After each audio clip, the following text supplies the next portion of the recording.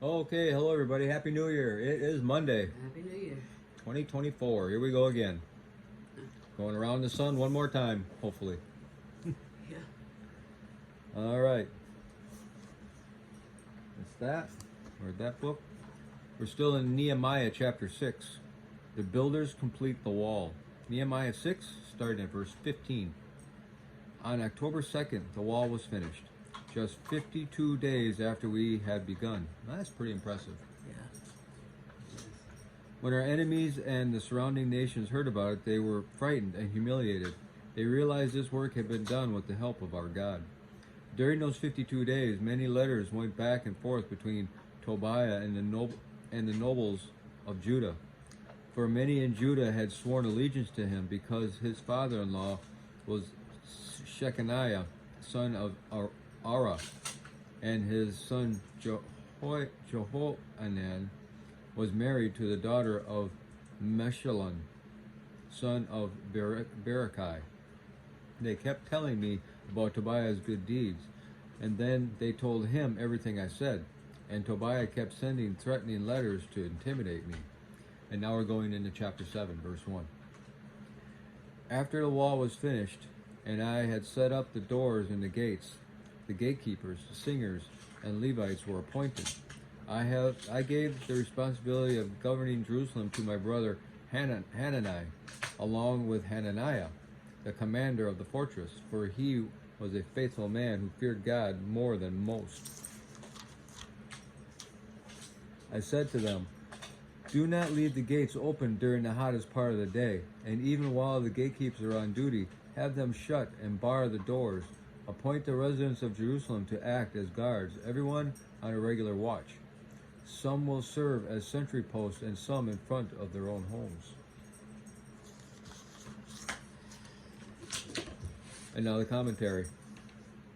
Daniel, who was among the first group of captives taken from Jerusalem to Babylon in 605 BC, predicted the rebuilding of the city.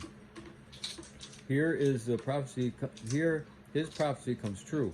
He, like Nehemiah, was a Jew who held a prominent position in the kingdom where he had been exiled. They said it couldn't be done. The job was too big and the problems were too great. But God's men and women joined together for special tasks. I said, okay, but God's men and women joined together for their special tasks can solve huge problems and accomplish great goals. The vision that Nehemiah saw through the humble tears in Persia became a reality with God's help every step of the way. Don't let the size of a task or the length of time needed to accomplish it keep you from doing it. With God's help, it can be done. Faithfulness and fear of God were the key character traits that qualified these men to govern Jerusalem. Faithful people can be trusted to carry out their work. God-fearing people can be expected to do so in line with God's priorities. These men had both qualities. If you are in a position of selecting leaders, look for the faithfulness and reverence as two of the most important qualifications. Although other qualities may seem more impressive, faithfulness and reverence passed the test of time.